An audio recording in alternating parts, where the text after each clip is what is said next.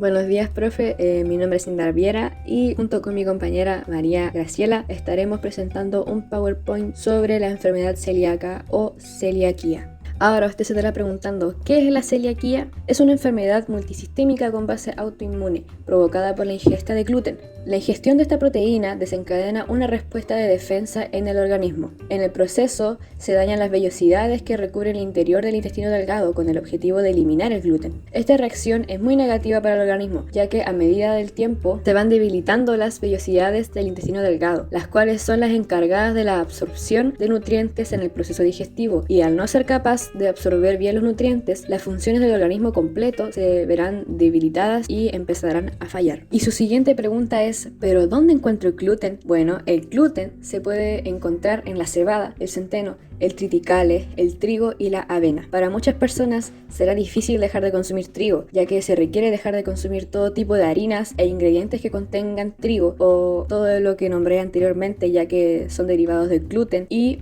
son muy dañinos para su sistema. Pero frente a esto, actualmente existen muchos alimentos que son creados libres de gluten, pero aún así siempre es importante revisar el listado de ingredientes antes de comprar algún producto que tenga esta etiqueta, ya sea libre de gluten o producto apto para celíacos. Los síntomas de esta enfermedad dependen de la edad en la que ésta se presente. Por ejemplo, en los niños más pequeños, los síntomas más comunes serían diarrea, pérdida de peso, retraso en su desarrollo, déficit de atención, irritabilidad, etc. En los adultos, los síntomas serían distintos y serían diarrea, constipación, anemias, número de plaquetas bajo, infertilidad en ambos sexos, piel y cabello seco, caída del cabello, enfermedades autoinmunes. Estas pueden estar ligadas a la enfermedad celíaca y depresión. Las complicaciones que pueden acarrear esta enfermedad son desnutrición. Esto ocurre si el intestino delgado no puede absorber suficientes nutrientes. La malnutrición puede provocar anemia y pérdida de peso. En los niños, la desnutrición puede causar crecimiento lento y baja estatura. Otro de estos puede ser el debilitamiento de los huesos. La absorción insuficiente del calcio y la vitamina D puede llevar a un reblandecimiento del hueso en los niños y a una pérdida de densidad ósea, infertilidad y aborto espontáneo. La absorción insuficiente del calcio y la vitamina D pueden contribuir con los problemas reproductivos. Intolerancia a la lactosa. El daño en el intestino delgado podría causarte dolor abdominal y diarrea después de comer o beber productos lácteos que contengan lactosa. Una vez que el intestino haya sanado, podrías ser capaz de tolerar los productos lácteos nuevamente. Cáncer. Las personas con enfermedad celíaca que no mantienen una dieta libre de gluten tienen un mayor riesgo a padecer varias formas de cáncer. Y por último, están los problemas del sistema nervioso. Algunas personas con enfermedad celíaca pueden presentar problemas como convulsiones o una enfermedad de los nervios de las manos y los pies. Esta se llama neuropatía periférica. Causas de la celiaquía. La genética puede contribuir mucho al desarrollo de esta enfermedad, o sea, tener un pariente que padezca de esta, al igual que estar en contacto con el gluten, las infecciones gastrointestinales y las bacterias intestinales. Pero, a pesar de esto, no se sabe con precisión su causa. Algunas veces, la enfermedad celíaca se puede activar después de una cirugía, un embarazo, parto, infección viral o estrés emocional severo. Existen factores de riesgo a tener en cuenta que pueden indicar un posible desarrollo de la enfermedad. Un familiar con celiaquía o dermatitis herpetiforme, diabetes tipo 1, síndrome de Down o síndrome de Turner, enfermedad autoinmunitaria de la tiroides, colitis microscópica, colitis linfocítica o colagenosa y por último la enfermedad de Addison.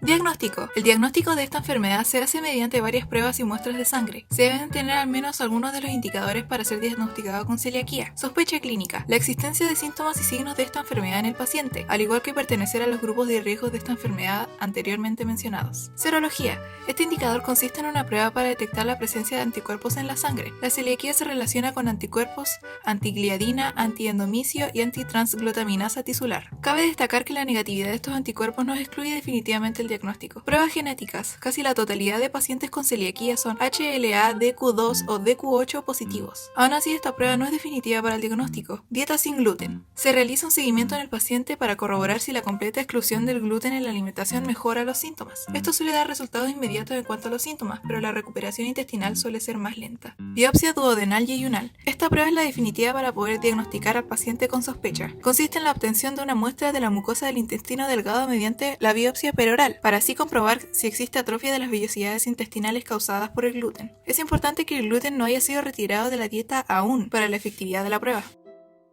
En el tratamiento de la celiaquía, aunque no haya una manera de erradicar la enfermedad por completo, se tienen que seguir los tratamientos sí o sí para así no seguir dañando las vellosidades del intestino delgado y para atenuar los síntomas que afectan al enfermo.